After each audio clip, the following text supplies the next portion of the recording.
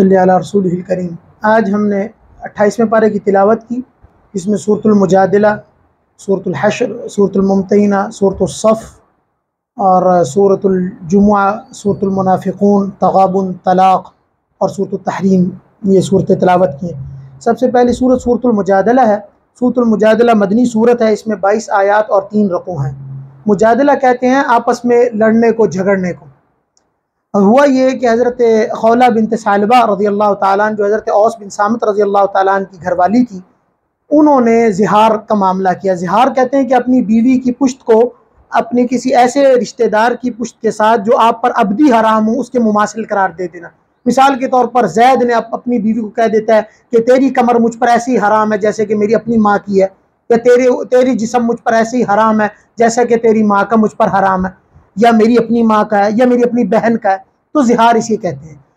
कुफ़ार के मुशरिकीन में रसूलुल्लाह सल्लल्लाहु अलैहि वसल्लम से पहले ये होता था कि जो ज़िहार करता था वो दायमी बीवी हराम हो जाती थी। तो हुआ ये कि हज़रत खौला के 4-5 बच्चे भी थे और उनकी उम्र भी थी। वो रसूलुल्लाह सल्लल्लाहु अलैहि वसल्लम के पास आई और कहा ये क्या बात है भाई, मेरा इसमें कसूर ही कोई नहीं है, मेरे शौहर ने ये बात कर दी, अब मैं क्या करूँ। तो वो झगड़ने लग गई। यानी कि उन्होंने रसूलुल्लाह सल्लल्लाहु अलैहि वसल्लम से ज़रा क्रॉस टॉक किया। तो रसूलुल्लाह से फरमाया कि भाई मैं क्या करूँ, तुम अल्लाह से कहो। तो उन्होंने अल्लाह से बात शुरू कर दी कि अल्लाह ये क्या बात है। तो उसी वक्त आयात उतरी, क़द समिअ अल्लाहु क़ौलन लती तुजादिलुका फ़ी ज़ौजिहा व तश्तकी इलल्लाह। अल्लाह ने वो बात सुन ली है जो आप लड़ाई कर रहे थे, और तश्तकी इलल्लाह, और अल्लाह से जो शिकायत कर रहे थे। तो ज़िहार का कफ़ारा इधर बयान फरमाया, अल्लज़ीना युज़ाहिरून मिनकुम मिन निसाइहिम मा हुन्ना उम्मातिहिम इन उम्मातुहुम इल्ला अल्लाती वलदनाहुम व इन्नहुम लयक़ूलूना मुनकरम मिनल क़ौलि व ज़ूरा व इन्नल्लाहा लअफ़ुव्वुन गफ़ूर फ़मन लम वल्लज़ीना युज़ाहिरून मिन निसाइहिम सुम्मा यऊदूना लिमा क़ालू फ़तहरीरु रक़बा, पहले आके गर्दन आज़ाद करें, फ़तहरीरु रक़बतिन मिन क़ब्लि अन यतमास्सा, उसको छूने से पहले। फ़मन लम यस्तति फ़इतआमु सित्तीना मिस्कीना, 60 मिस्कीनों को खाना खिलाए। तो इताम सित्तीना, जो अगर वो खाना भी ना खिला सके तो फिर फरमाया फ़मन लम यस्तति फ़इतआमु सित्तीना ज़ालिका लितुमिनु बिल्लाह, जो ये 2 कफ़ारे बयान फरमाए, 60 मिस्कीनों को खाना खिलाना और गर्दन को आज़ाद कराना। इसके बाद इस सूरत के अंदर अल्लाह ताला ने कुछ आदाब मजलिस बयान फरमाए। नंबर 1, सरगोशी करना, आप कानों में बातें करना। रसूलुल्लाह सल्लल्लाहु अलैहि वसल्लम के जब सहाबा गुजरते थे तो मुनाफिकीन और यहूदी क्या करते थे, कानों में बातें शुरू कर देते थे उनको तंग करने के लिए। आज भी होता यह है कि जब गुजर रहा हो कोई और उसके भाई बात उसके खिलाफ हो तो कानों में बातें शुरू कर देते। अल्लाह के रसूल ने मना फरमाया कि देखो इससे मोमिन की इज़ा होती है, वो समझेगा मेरे खिलाफ बातें कर रहे हैं, अगर तुम वो गुजर जाए फिर बातें कर लो, इससे एक मना फरमाया। तीसरी बड़ी अहम चीज जो इसमें आदाब मजलिस में सिखाई वो थी, इज़ा क़ील लकुम तफ़स्सहू फ़िल मजालिसी फ़फ़्सहू यफ़्सहिल्लाहु लकुम। मजलिस लगी हुई है, आप जान, हम क्या करते हैं मजलिस में आते हैं चौकड़ी जरा खुली होकर लगा लेते ताकि ज्यादा इस जगह ले लें। और अल्लाह ताला फरमाते हैं जब तुम्हारा मुसलमान भाई आए तो तुम थोड़ा सुकड़ जाओ, अपने पैरों को समेट लो, अपनी नशिस्त को जगह दे दो ताकि मेरा दूसरा मोमिन भाई आकर मेरे साथ बैठ सके। आज हम खुद खुले होकर बैठ जाते हैं और दूसरे मुसलमान भाई को जगह नहीं देते, ये आदाब मजलिस के खिलाफ है। खुद ज्यादा से ज्यादा जगह मलते। नमाज में हम जहां अल्लाह ताला मना फरमा रहा है कि जगह ना दो, वहां हमने ढेर सारी जगह छोड़ी होती है, और जहां अल्लाह कह रहा है जगह दो वह जगह मल के बैठे होते हैं हम। फरमाया सुद्दुल खलल वला तज़रू फुरुजातिल शैतान, नमाज में इकट्ठे जुड़ जुड़ के खड़े हो, ऐसा ना हो कि शैतान तुम्हारे अंदर दाखिल हो जाए। और वहां हम जगह छोड़ते हैं कि मेरे साथ ना लगे बंदा, और जहां जगह कहा इकट्ठे होकर बैठो वहां जगह इतनी मली हुई होती है हमने। इसके बाद अल्लाह ताला ने इस सूरत में मुनाफिकीन की मुजम्मत बयान किया। मुनाफिक वो है, जैसे हम शुरू कुरान से पढ़ते आ रहे हैं कि ये तीसरा तबका है, एक मुसलमानों का है, एक कुफार का है और एक मुनाफिकीन का, जो अपने आप को जाहिर में इस्लाम के ठेकेदार कहते हैं, इस्लाम का अपने आप को चलने वाला कहते हैं, लेकिन अंदर से उनके अंदर इस्लाम दोस्ती नहीं, इस्लाम दुश्मनी है। वो इस्लाम से कीना बोझ इनाद रखते हैं, उनको जब मौका मिले वो इस्लाम को नुकसान पहुंचाने की बातें करते हैं। अल्लाह ताला ने इनको कहा उलाइका हिज़्बुश शैतान, ये शैतान के गिरोह और लश्कर वाले हैं, और अला इन्न हिज़्ब शैतानी हुमुल खासिरून, और शैतान के लश्कर वाले तो तबाह बर्बाद होकर रहेंगे, ये खसारे में। और इसके बाद अल्लाह ताला ने इस सूरत में ईमान वालों की एक ग्रोह बयान किया, हिज़्बुल्लाह का नाम दिया उसे, अल्लाह के ग्रोह का, और उनकी 4 सिफात बयान की हैं कि जब एक आदमी अल्लाह से दोस्ती करता है तो 4 इनाम मिलते हैं उसको। नंबर 1, अल्लाह ताला उसका ईमान महफूज कर देता है। हम समझते हैं कि ईमान हमारा जब हमने कलमा पढ़ लिया ये अब नहीं जा सकता, अल्लाह हिफाजत फरमाए ये चला भी जाता है। इसकी हिफाजत करनी पड़ती है, उसी तरह जैसे इंसान माल कमाता है उसकी हिफाजत करता है। लेकिन जी एक आदमी के पास 1 अरब रुपए हो, वो थैले में डाल के आग लगा दे तो सब खत्म हो जाएगा। जब ईमान की दौलत मिलती है तो कुछ ऐसे गुनाह होते हैं जो ईमान को ज़ाया करते हैं, जो मैंने गुज़िश्ता भी बयान किया था, जैसा कि बदनजरी करना। अगर एक आदमी खुदा न खास्ता बदनजरी करता है तो ये ईमान को ले जाने वाला गुनाह है, क्योंकि अल्लाह ताला को बहुत नापसंद है, और हमारे नौजवान समझते हैं इससे कोई नुकसान नहीं होता। तो अल्लाह ताला पहला, जब आदमी ईमान लाकर नेक अमल करता है अल्लाह उसके ईमान की हिफाजत करते हैं, मरते दम तक उसको कलमा उसकी कब्र तक साथ लेकर जाते हैं। नंबर 2, गैबी मदद की जाती है। ज़ाहिरी तौर पर असबाब बिल्कुल खत्म होते हैं, लेकिन अल्लाह ताला गैब से ऐसी मदद भेज देते हैं कि समझ नहीं लगती। और होता भी ऐसी जैसे कि अल्लाह ताला ने बदर में भेजी, और 1965 में जो पाकिस्तान के ऊपर हमला हुआ था वो भी अल्लाह की गैबी मदद थी, वो सबने आंखों से खुली देखी। तो जब तक हम इस्लामी तालीमात को मजबूती से पकड़ के रखेंगे अल्लाह ताला गैब से हमारी मदद, मसाइल ऑटोमेटिकली सॉल्व कर देते हैं अल्लाह ताला, पता भी नहीं लगता कहां से मसला हल हो गया, ऐसे गैब से मदद होती है। नंबर 3, अल्लाह ताला कहते हैं मैं तुम लोगों को जन्नत में दाखिल करूंगा। 2 दुनियावी वादे, गैबी मदद का और ईमान का बचाना, और 2 उखरवी वादे, जन्नत का दुखूल और अल्लाह की रजा। और अल्लाह की रजा जिसको मिल जाए तो वो तो असल कामयाब हुई है। देखिए ना, अगर किसी बंदे से ये कह दिया जाए आपसे प्रेसिडेंट साहब राजी हैं, और वो कहते हैं आपको जो चाहिए मैं आपको दूंगा, तो जब प्रेसिडेंट साहब राजी हो तो टेंशन किस बात की होती है? बंदा कहता है सारे काम मेरे ठकाठक हो जाएंगे। तो अल्लाह जब राजी हो जाए तो ऐसे ही काम होते हैं। सहाबा कराम के ऐसे ही मामला हल होते थे। इस सूरत के बाद अल्लाह ताला ने सूरत हशर, हशर का मतलब होता है, वैसे यहाँ जो मतलब लिया गया वो है निकालने का, खुरूज के। ये सूरत मदनी है, इसमें 24 आयात और 3 रुकू हैं। अल्लाह ताला ने सबसे पहले ये बयान किया कि फरमाया कि हर चीज अल्लाह की तकदीस और तस्बीह बयान करती है सिवाय इंसानों के। दुनिया में रूए जमीन पर हर दरिंदा, हर परिंदा, हर जानदार, हर नबातात, जमातात, सब अल्लाह ताला की तस्बीह बयान करते हैं। कोई मिन शैइन इल्ला युसब्बिहु बिहम्दी, हम समझ नहीं सकते, लेकिन इंसान नहीं करता। इंसान कहता है मेरे पास वक्त नहीं है। 24 घंटों में से इंसान अगर 5 मिनट निकाल कर सिर्फ ये तस्बीह पढ़ ले, सुबहान अल्लाह व बिहम्दिही सुबहान अल्लाहिल अज़ीम, सिर्फ इतनी सी तस्बीह, फरमाया इसका सवाब इतना ज्यादा है मिलुल अर्ज़ि वस समावात, आसमान और जमीनों को भर देता है एक दफा पढ़ने। कलिमतान, रसूलुल्लाह फरमाया कलिमतानी खफीफतानी अलल लिसान, जुबान पर बड़े हल्के हैं, सकीलतानी फिल मीजान, मीजान पे बहुत भारी हैं, सुबहान अल्लाह व बिहम्दी सुबहान अल्लाहिल अज़ीम। ये पढ़ने में कितना टाइम लगा? ये तस्बीह पढ़ना बहुत जरूरी है, और इसमें अल्लाह की तस्बीह कामिल बयान हो जाती है। इसके बाद इस सूरत में अल्लाह ताला ने फरमाया कि देखो यहूदी माशरती तौर पर बड़े मजबूत थे, हर जमाने में माली एतबार से बहुत तगड़े रहे हैं, हर जमाने में। आप देखें रसूलुल्लाह सल्लल्लाहु अलैहि वसल्लम की बेअसत से पहले भी जिन जो इकॉनमी तगड़ी थी उनमें एक यहूदियों की इकॉनमी थी, और वो ऐसे तगड़े थे, उनका ऐसा जबरदस्त निजाम था, उनके अपने अपने बड़े बड़े बाजार थे। जैसे कि हमने गुज़िश्ता दर्स में भी पढ़ा था कि मदीना मुनव्वरा में जब सहाबा इकराम आए हिजरत करके तो सबसे बड़ा बाजार ही यहूदियों का था, मुसलमानों का तो कुछ था ही नहीं। मुसलमान तो उनके अपने मुतय्यन करदा रेट्स में चलते थे, उन्होंने मुसलमानों को सूद के खूबसूरत जंजीरों में जकड़ा हुआ था। लेकिन अल्लाह ताला ने उनकी नाफरमानी की क्या सजा दी, आज तक दर बदर की ठोकरें खाएंगे। उस वक्त हजरत मूसा अलैहिस्सलाम के जमाने में वो सहरा में धक्के खाते रहे 40 साल तक। उसके बाद अल्लाह ताला ने इनको हर जमाने में मरवाया। फिर उस्मानी आए, उन्होंने इनको मारा, हिटलर आया, उसने उनको मारा, और हजरत उमर रजी अल्लाह ताला ने इनको खैबर से निकाला। खुद रसूलुल्लाह सल्लल्लाहु अलैहि वसल्लम ने, हमने सूरह अहज़ाब में पढ़ा था, बनु कुरैज़ा को सबको कत्ल किया, बनु नजीर को आप अलैहिस्सलाम ने मदीना से निकलवा के शाम की तरफ फेंकवाया, इनको टिकने नहीं दिया। इतनी मजबूत माइशत के बावजूद जब अल्लाह का निज़ाम गैबी चलता अल्लाह ने उसको तबाह कर देती। हम ये समझते हैं अगर मैं माली तौर पर बहुत मजबूत हूँ, मैं इकोनॉमिकली बहुत स्ट्रांग हूँ, अल्लाह ताला अगर मैं मेरा बड़ा असर रसूख है, तो देखें अल्लाह ताला ने जब जिल्लत देनी होती है तो बड़े बड़े प्रेसिडेंट्स को उठा के बाहर फेंक देते। आप देख ले भुट्टो साहब, वो कहते थे कभी नहीं खत्म होगी उनकी हुकूमत, कहाँ गए भुट्टो साहब? ज़ियाउल हक साहब कहते थे कभी नहीं खत्म होगी, कहाँ चले गए? शाह फरहान बिल्कुल जैसे उनकी हुकूमतें ऐसी थी कि बंदा लर्जा पर अंदाम हो जाता था देखकर, हैबत था एक, कहाँ चले गए? जब हम अल्लाह की नाफरमानी करेंगे, अल्लाह ना हमारे माल को हमारे लिए कोई काम का बनाएंगे, ना ही हमारी हमारा कोई ओहदा हमें बचा सकेगा, और अगर हम अल्लाह को मना के रखेंगे तो ये माल असबाब हमारा मुआविन बन जाएगा, ये हमारे लिए फिर अच्छा हो जाएगा। वगरना अल्लाह ताला यहूदियों को जैसे वो लोगों को अल्लाह ने तबाह किया तो हमें भी तबाह कर देंगे।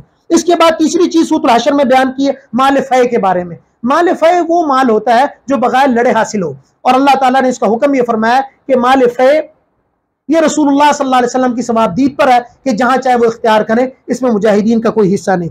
इसके बाद अल्लाह ताला ने इस सूरत में मुहाजिरीन और अंसार का तज़किरा किया कि कितने अच्छे लोग थे जिन्होंने कुरान अल्लाह के लिए अपना घर बार छोड़ दिया, अल्लाह के लिए अपना घर बार सब कुछ छोड़ दिया। अबू सलमा रजी अल्लाह ताला अन्हु, उम्मे सलमा रजी अल्लाह ताला अन्हु जिनसे रसूलुल्लाह सल्लल्लाहु अलैहि वसल्लम ने शादी फरमाई, उनके शौहर जब निकले हिजरत के लिए तो उनको रोक लिया और उनकी घरवाली को रख लिया और हज़रत अबू सलमा हिजरत करके चले गए। जब बच्चा हुआ तो बच्चा जो था वो लड़के वाले जो मर्द के कबीले वाले थे वो ले गए और उम्मे सलमा को उनके कबीले वाले ले गए। अब बच्चा कहीं और है, उम्मे सलीमा कहीं और है और अबू सलमा मदीना मुनव्वरा में, और रो रही हैं और हर रोज रोते हुए बाहर जाती थी, मदीने से बाहर और मक्का से बाहर अपने कबीले से, मुझे अपने शौहर के पास जाना, लेकिन नहीं जाने देते थे। एक दफा फिर एक बंदे को जो असर रसूख वाला था उसको रहम आया, उसने कहा रो रो के मर जाएगी, इसका बच्चा जुदा कर दिया तुम लोगों ने और इसको जुदा कर दिया इसके शौहर से, तो तकलीफ कितनी बर्दाश्त की है मुसलमानों ने हिजरत के लिए। और यही हिजरत एक नहीं, और 1947 की हिजरत देख लीजिए, उसका तो अलमनाक वाकयात सुन सुन के आप बस रो सकते हैं, आपके कान जो है वो दर्द करेंगे। लेकिन हमने भी सिर्फ इन हिजरत की बातों को सिर्फ अपने कानों की लज्जत के लिए और कुछ भी नहीं, इनसे कोई सबक हासिल नहीं करते। आज का नौजवान ये समझता है कि पाकिस्तान हमें बिला मुशक्कत के मिल गया, हालांकि जिन्होंने घर बार सब कुछ छोड़ा उनसे एक दफा कहानी सुने कि उन्होंने क्या कुछ दे के ये आ लिया, वैसे ये पाकिस्तान नहीं मिला। तो हिजरत के माने बहुत वसी है। रसूलुल्लाह फरमाया इन्नल हिजरत तहदिमु मा काना क़ब्ला, कि हिजरत गुनाहों को पिछले तमाम को खत्म कर देती है। जिन्होंने 1947 में हिजरत की थी उनके सगीरा और कबीरा तो तमाम गुनाह माफ हो गए थे। और जो रसूलुल्लाह सल्लल्लाहु अलैहि वसल्लम के जमाने में सहाबा ने हिजरत की थी वो भी क्या शानदार हिजरत थी। उस हिजरत का ऊपर अल्लाह ताला ने अंसार की तारीफ की है। जब वो आए ना तो अंसार ने वो वेलकम किया है कि तारीख में ऐसा मुआखात मदीना कहीं नहीं हुआ। एक साहबी ने यह तक किताबों में लिखा है सीरत की कि कहा मेरी 2 बीवियां देख लो, जो पसंद है तलाक दे देता, मेरे 2 बाग हैं, जो पसंद है एक तुम्हारा एक मेरा। यानी कि जब तक वसीयत की आयात नहीं उतरी तब तक वो एक दूसरे में विरासत चलाते थे। मिरास की आयात जब तक नहीं उतरी मिरास एक दूसरे में चलाते थे वो लोग। तो ये मुसलमान का जज्बा होता है कि एक आदमी अगर इकोनॉमिकली क्लैश हो रहा है, अगर वो इखलाकी तौर पर क्लैश हो रहा है, तो मोमिन की जिम्मेदारी है मुसलमान की उसको सहारा दी। सहाबा इकराम ने इकोनॉमिकली क्लैश हो रहे थे सहाबा मुसलमान, तो उन्होंने उनको सहारा दिया था। इखलाकी तौर पर जब हो रहे तो रसूलुल्लाह ने सहारा दिया था। तो हम कुछ भी करने अपने मुसलमान भाई को, जरूरी नहीं होता माल ही खर्चना होता है, कभी अच्छा मशवरा देना ये भी उसको इखलाकी सहारा होता है कि तुम इस तरह गिर जाओगे, अगर तुम ये तरीके इख्तियार कर लो तुम बच जाओगे, तुम्हें अगर काम की समझ नहीं बेटा ये काम कर लो यूं बच जाओगे। तो अंसार और मुहाजिरीन की तारीफ बयान की। इसके बाद अल्लाह ताला ने यहूदियों की एक वजह बयान की है उनके हलाकत की, वो ये है कि वो हुकूकुल्लाह इबाद अदा नहीं करते थे। हुकूकुल इबाद तो वो गड़बड़ थे ही, हुकूकुल्लाह भी अदा नहीं करते थे।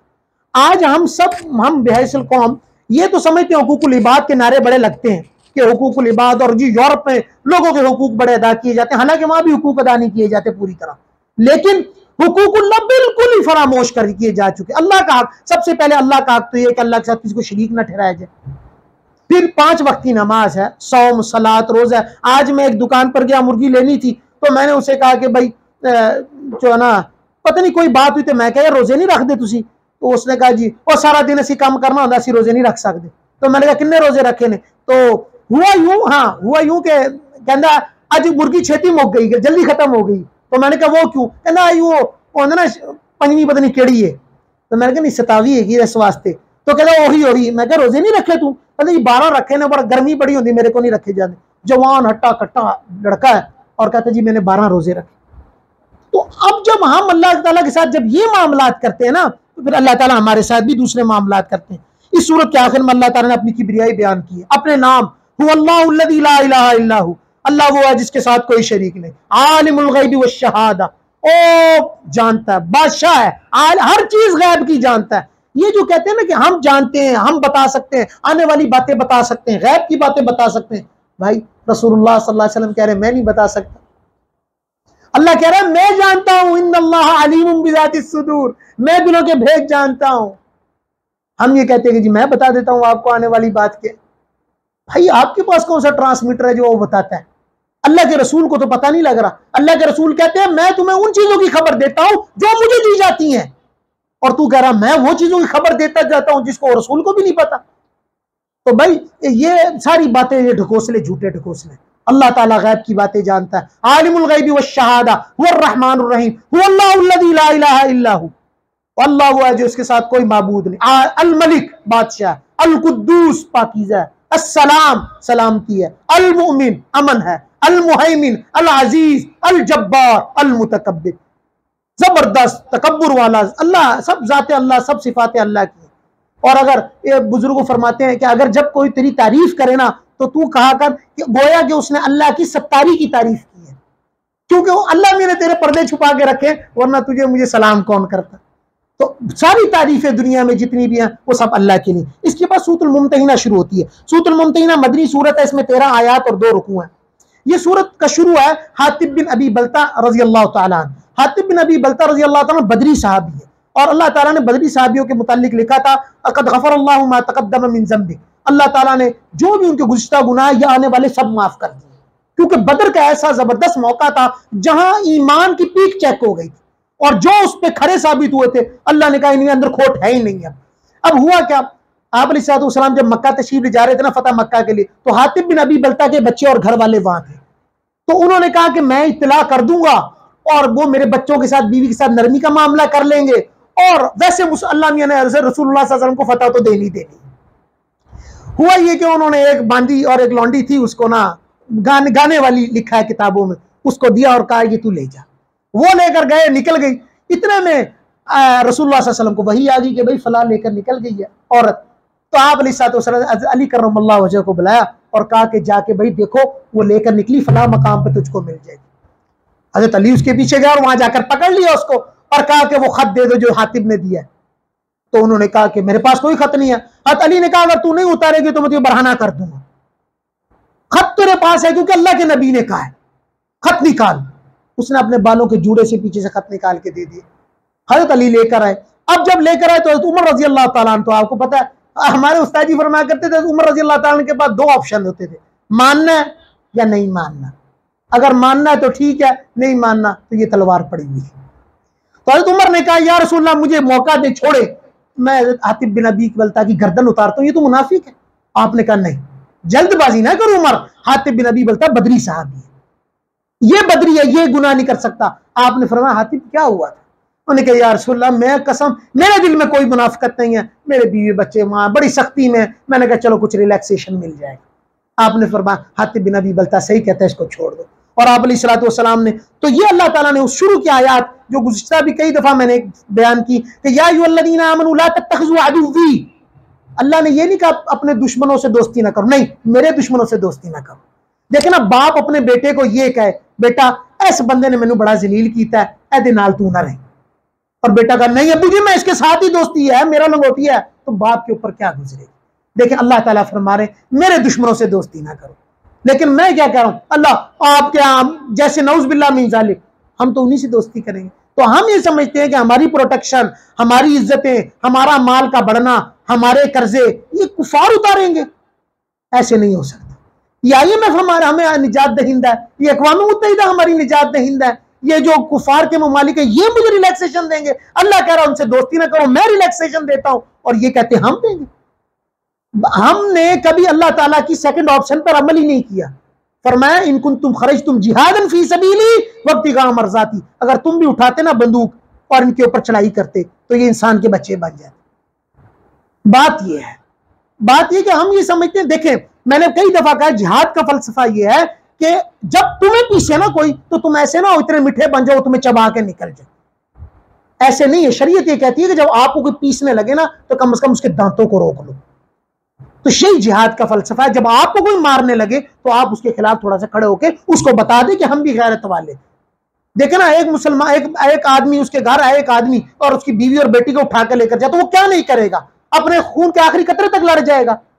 लेकिन मेरी इकोनॉमी को उन्होंने कब्जा किया, मेरे लोगों पर कब्जा किया, मेरी बच्चियों पर कब्जा किया, हमारी सकाफत पर कब्जा किया। हमने कहा ठीक है सब कुछ लेके जा रहे, वो हमारे दोस्त हैं। तो पहला फलसफा इधर जिहाद का है। दूसरा, इस सूरत के अंदर अल्लाह ताला ने फरमाया है कि इस सूरत में शुरू में और आखिर में बैत का तज़किरा किया। बैत हमने जब से पहले पढ़ा था सूरत फतह में, एक बैत रिजवान थी, एक बैत तौबा है। ये बैत जो अमूमी तौर पर मशाइख करते हैं, ये बैत तौबा कहलाती है। अल्लाह ताला के नबी ने जब मुसलमान हुए थे फतह मक्का के बाद, तो आपने बैत दी थी, या अय्युहन नबी इज़ा जाअकल मुमिनात, जब आपके पास खवातीन आए मोमिनात युबाय्यनका, कि वो आपसे बैत करे इस बात पर अला अल्ला युशरिकना बिल्लाहि शैआ, वो कोई शिरक नहीं करेंगे, वला यसरिकना, चोरी नहीं करेंगे, वला यज़नीना, जिना नहीं करेंगे, वला यक़तुलना औलादहुन्ना, अपनी औलाद को कत्ल नहीं करेंगे, बिबुहतानी यफ्तरीनहु, अपने हाथों को काटेंगे नहीं बुहतान बांधकर। तो ये बैत तौबा कहलाती है। ये बैत एक सुन्नत अमल है, और अगर किसी को मौका मुयस्सर हो जरूर करना चाहिए सुन्नत के लिए, कि हमारी ये सुन्नत है, अल्लाह ताला रसूलुल्लाह सल्लल्लाहु अलैहि वसल्लम ने बैत की थी, हम भी किसी से बैत कर लेते। इसके बाद अल्लाह ताला ने आखिर में फिर फरमाया, इस सूरत के शुरू में भी फरमाया था और आखिर में फरमाया, या अय्युहल्लज़ीना आमनू ला ततवल्लऊ कौमन ग़ज़िबल्लाह, ऐसी कौम से दोस्ती ना करो जिनको अल्लाह ने हलाक व बर्बाद कर दिया, ऐसे यहूद और नसारा से दोस्ती ना करो। ये फिर फरमाया। इसके बाद सूरत सफ आती है। सूरत सफ में मदनी सूरत है, इसमें 14 आयात और 2 रुकू हैं। सबसे पहले अल्लाह ने फरमाया, जो काम तुम खुद नहीं करते दूसरों को क्यों कहते हो, या अय्युहल्लज़ीना आमनू लिमा तक़ूलूना मा ला तफ़अलून, दूसरों को क्यों कहते हो जो काम खुद नहीं किया, यानी कि अमल पर उभारा गया। दूसरों को अगर वो काम कहना तो खुद भी करो। ये नहीं है कि दूसरों के लिए वो है। वो एक मौलवी साहब थे ना, तो उन्होंने कहा कि भाई सदका करने का बहुत सवाब है, तो घर आए तो देखा मुर्गा पका हुआ था। उनकी घर वाले ने कहा, ये मुर्गा कहाँ से आया? उन्होंने कहा, आपने इतने फजाइल बयान किए थे, ये मुर्गा वही ज़िबा किया मैंने अपना, पकड़ के आज पका के सबको खिलाया। उन्होंने कहा, नहीं, ये कुछ लोगों को बयान आने के लिए होते हैं, अपने लिए नहीं होते। तो हमारी हालत भी ये, हम लोगों को बयान करते हैं, या अय्युहल्लज़ीना आमनू लिमा तक़ूलूना मा ला तफ़अलून, खुद भी अमल करो, दूसरों का भी करो। कल बरोज़े क़यामत कुछ लोग जन्नत में चले जाएंगे, कुछ लोग जहन्नम में जाएंगे, तो जन्नती कहेंगे वो फला बंदा नजर नहीं आ रहा, यार वो तो बड़ी अच्छी बातें करता था, वो कहाँ गया? कहा वो जहन्नम में चला गया। तो हम अमल करें, लोगों को जहां कह रहे हैं खुद भी अमल करें। इसके बाद इस सूरत में अल्लाह ताला ने एक बड़ी जबरदस्त तिजारत की तरफ बुलाया। देखिए तिजारत जो अल्लाह ताला ने ना कई जगहों पर तिजारत का जिक्र किया, जैसे कि 11वें पारे में कहा था कि अल्लाह ताला ने तुम्हारी जानों और मालों के बदले में तुम्हें जन्नत खरीद ली है, जन्नत के बदले में तुम्हारी जान और माल ले लिया है, जन्नत दी है, जान माल लिया है। या फरमाया, या अय्युहल्लज़ीना आमनू हल अदुल्लुकुम अला तिजारतिन, क्या मैं ऐसी तिजारत बताऊं तुंजीकुम मिन अज़ाबिन अलीम, जो तुम्हें अज़ाब अलीम से बताए। नंबर 1 काम करने का यह है, तुमिनून बिल्लाह, अल्लाह और उसके रसूल पर ईमान लो। नंबर 2 वतुजाहिदून फी सबीलिल्लाहि बिअमवालिकुम व अनफुसिकुम, अपनी जान और अपनी माल से जिहाद करो। अल्लाह ताला का एक कुरान का एक आप देखें एक असलूब है, हर एक पाव निस्फ पारे के बाद जिहाद का हुक्म देता है कि ताकि जिंदगी में तवाज़ुन रहे, कुफार तुम्हारे ऊपर न चढ़ जाए, कुफार तुम्हें मगलूब ना कर ले। जान से जिहाद करो, माल से जिहाद करो, कलम से जिहाद करो, जुबान से जिहाद करो, आमाल से जिहाद करो, अफआल से जिहाद करो, किसी ना किसी तरह जुड़े रहो। और हमने ये पढ़ा था सूरत तौबा में अल्लाह ताला ने जिहाद के लिए फरमाया था, सूरत अनफाल में 4 चीजें, मुराबता, जिहाद के लिए तैयारी रखना, अपने जिस्म को एक्टिव रखना, अपने आप को ऐसा सेहतमंद रखना कि जब मौका मिल जाए ईमानी तौर पर मेरे ऊपर शकल गालिब ना हो जाए, जब मौका मिले, जब फेवरेबल कंडीशंस हो जाएं तब मैं उसके लिए खड़ा हो जाऊं। तो उसको कहते हैं मुराबता, अपने आप को रेडी रखना, एक्सरसाइज वगैरह करना और अपने आप को इसके लिए तगड़ा रखना।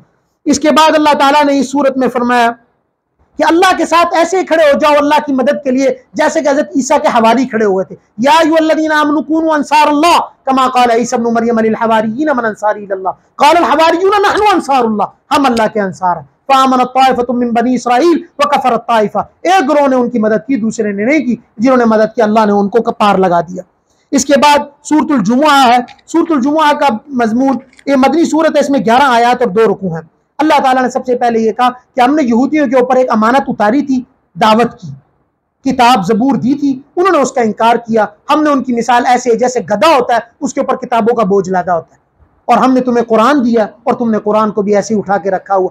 असल बात यह कि हमने कुरान को सिर्फ वर्शिप की किताब समझा हुआ, बस इसको इबादत करो, चूमो, ऊंचा रख दो, हाथ ना जाए। हालांकि कुरान के अंदर तमाम का तमाम जिंदगी 24 घंटे जिंदगी गुजारने के उसलूब है, तिजारती, मुआशरती, मुआशी जैसी जिंदगी तुम चाहते हो कुरान में मौजूद है। लेकिन हमने भी उस गधे की तरह, अल्लाह ताला कहते हैं तुम लोग एक गधे की मानी दो जिसके ऊपर वजन डाला हुआ और वो वजन लेकर घूमता है, ना उसको नफा ना किताब से कोई फायदा। तो हमारी भी हालत है, हम कुरान सुनते हैं, पढ़ते हैं, रख देते हैं, अमल नहीं करते, जिसकी वजह से कुरान का हमें नफा नहीं है। इसके बाद इस सूरत में दूसरा अहम हुक्म अल्लाह ने फरमाया कि या अय्युहल्लज़ीना आमनू इज़ा नूदिया लिस्सलाह मिन यौमिल जुमुअह, जब जुमे के लिए बुला दिया जाए तो फौरन जाओ। होता ये कि जब जुमे की पहली अजान हो जाए उसके बाद हर किस्म का काम करना नाजायज है। होता यह कि हम जुमे की दूसरी अजान तक काम करते रहते, खरीदो फरोख्त हो रही। भाई जब अजान हो जाए जुमे की तैयारी के अलावा कोई और काम करना हराम है, नाजायज है, मकरूह तहरीमी है, वाज़ेह तौर पर कुरान की आयत के खिलाफ है। लेकिन हमारे लोग मानते नहीं हैं और काम करते रहते हैं, 2-4 रुपए के पीछे अपनी सारी तिजारत को खराब करते हैं। लिहाजा इस बात का बहुत एहतमाम करना चाहिए। इसके बाद अल्लाह ताला ने सूरतुल मुनाफिकून, अगली सूरत है, मदनी सूरत है, 11 आयात और 2 रुकू हैं। सबसे पहले अल्लाह ताला ने मुनाफिकीन का तज़किरा किया। ये बड़े नंबर 1 इनकी कुछ सिफात है। 12 सिफात तो सूरतुल बकरा में बयान की थी। नंबर 1 बद इखलाक होते, मोमिन बे इखलाक नहीं होता, बा इखलाक होता है। इन्नका लअला खुलुकिन अज़ीम, आपके अखलाक बड़े प्यारे थे। अन तल्का अखाका बिवजहिन तल्किन, अपने भाई को मुस्कुराते हुए मिलना। नंबर 2 झूठ बोलना, मुनाफिकीन की अलामत है, बात बात पर झूठ बोलते, मुसलमान झूठ नहीं बोलता। नंबर 3 मुसलमान के लिए बुग़्ज़ रखते हैं। मुसलमान जो मुसलमान के लिए बुग़्ज़ रखता है वो गोया कि मुनाफिक है, मोमिन मोमिन के लिए बुग़्ज़ नहीं रखता। नंबर 4 ज़ाहिरी और बातिन का तज़ाद होता है, ज़ल वजहीन होते हैं, हा उलाई बिवजहिन व हा उलाई बिवजहिन, इसके साथ कुछ और चेहरा है, इसके साथ कुछ और चेहरा है, इसके साथ कुछ और चेहरा है, उसके साथ कुछ और चेहरा है। तो ये हमारे अंदर अतम दर्जे की मौजूद है, चारों चीजें। हम झूठ भी बोलते हैं, बदइखलाकी भी करते हैं, मुसलमानों का बुग़्ज़ भी है, ज़ाहिर और बातिन में तज़ाद भी है, और हमारे 2 चेहरे होते हैं।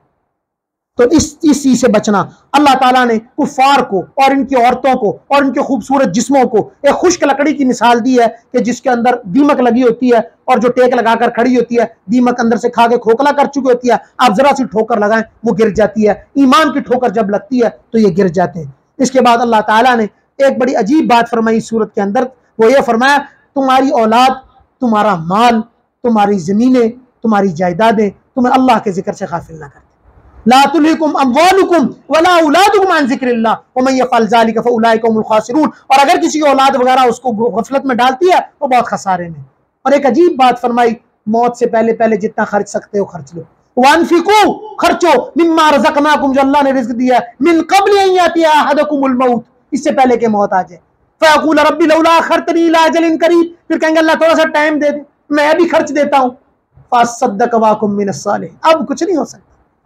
तो हम अपनी जिंदगी में कुछ ना कुछ अल्लाह के रास्ते में खर्चे। होता है जब आदमी बूढ़ा हो जाता है फिर कहना शुरू होता है मेरा इतना रास्ते में अल्लाह में खर्चे दे देना, मेरा इतना रास्ते मस्जिद को दे देना। भाई उस वक्त तो आप दूसरों के हक जुड़ गए इसके साथ, तब आप कहां से दे सकते?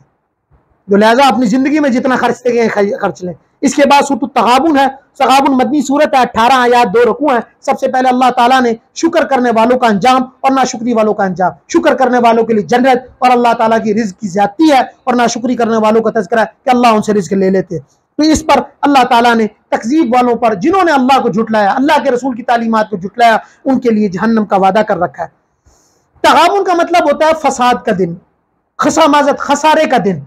यौम यजमउकुम लियौमिल जमइ ज़ालिका यौमुत तगाबुन। अगर ये बात तुम लोगों को आज समझ नहीं लगती जिंदगी में, तो अल्लाह कहते हैं कि उस दिन जब खसारा होगा ना, उस दिन मैं तुमसे मुलाकात करूंगा, उस दिन सबको पकड़ूंगा मैं, जिस दिन तुम कहोगे आए आए आज खसारा हो गया, आज हमने जिंदगी में कुछ नहीं किया। और अल्लाह ताला ने इस सूरत के आखिर में यह भी फरमाया कि इन्नमा अम्वालुकुम व औलादुकुम फितना, औलाद माल फितना है, इससे बच कर रहो। ये इंसान को ना अच्छे भले इंसान को टेढ़ा कर देते, अच्छे भले सीधे इंसान को अल्लाह के रास्ते से चलने से रोक देते। औलाद, माल, बीवी, इंसान की अकल मफलूज हो जाती है, काम करना बंद कर जाती है। इंसान को काम करना भी चाहे लेकिन औलाद, बीवी, बच्चे, माल उसको ऐसे रोक लेते। अच्छा भला इंसान समझ नहीं लगती कि पता नहीं ये इतना समझदार था, इसने ये बात कैसे कर दी, पता लगा जी इसको किसी और चीज का चक्कर चल गया। इसके बाद अल्लाह ताला आखिर में फरमाते हैं कि अल्लाह के रास्ते में खर्च करो और बुखल से बचो कि बुखल इंसान को हलाक कर देते। इसके बाद सूरत तलाक है, सूरत तलाक मद्दी सूरत है, 12 आयात और 2 रुकू हैं। अल्लाह ताला ने इस सूरत के अंदर तलाक, देखें जहां इस्लाम ने जोड़ का निजाम रखा है ना, निकाह, वहां एक बहुत अहम, मैं समझता हूं ये एक बड़ी नेमत है तलाक, कि जब 2 मियाँ बीवी में आपस में नहीं निभा हो रही, और आपस में उनकी कशीदगी है, दिन ब दिन खटपट है, दोनों ब्लड प्रेशर के मरीज हो गए, दोनों फ्रस्ट्रेशन हो गई है, साइको पेशेंट बन चुके, फिर भी कह रहे जी हमने साथ रहना साथ रहना। भाई जब अल्लाह ने तलाक को हलाल करार दे दिया तो आपस में रस्ते अलग अलग कर लो। वालिदैन परेशान, बीवी परेशान, खुद शौहर परेशान, फला परेशान फला परेशान। इसके बाद अल्लाह ताला ने इद्दत का बयान है कि इद्दत मुख्तलिफ औरतों की बयान की है कि जैसे वो औरत जिसको पीरियड्स नहीं आते उसकी जो इद्दत है वो 3 माह है, और जो औरत छोटी है और उसकी शादी कर दी है उसकी इद्दत भी 3 माह है, और जो प्रेग्नेंट औरत है उसकी इद्दत अल्लाह ताला ने कहा है कि जब तक उसकी प्रेगनेंसी कंप्लीट नहीं होती उसकी इद्दत तब तक जारी रहेगी। इन तीनों की इद्दत बयान करने के बाद नान और नफ़क़े का बयान किया है कि नान और नफ़क़ा वाजिब है, बीवी को अपनी हैसियत के मुताबिक उसको जगह देना और खर्चा देना। इसके बाद अल्लाह ताला ने सूरत में 4 दफा कहा डरो। नंबर 1, जो अल्लाह से डरता है अल्लाह उसको रिज्क देता है। वमन यत्तक़िल्लाह यजअल वमन यतवक्कल अलल्लाह फहुव हस्बुह, जो अल्लाह से डरता है वो अल्लाह उसके लिए काफी हो जाता है। नंबर 2, जो अल्लाह से डरता है अल्लाह उसको रिज्क देता है।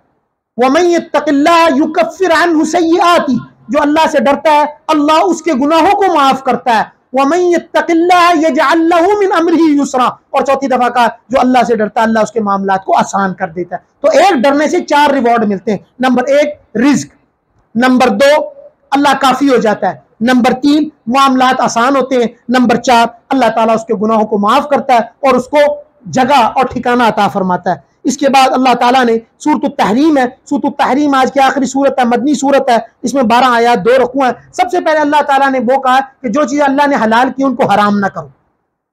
मिसाल के तौर पर एक बंदे को कोई गुस्सा आया, मैं तमाम जिंदगी कसम खाना है, खाना ही नहीं है मैं, भाई ये कैसे आप कसम खा ली?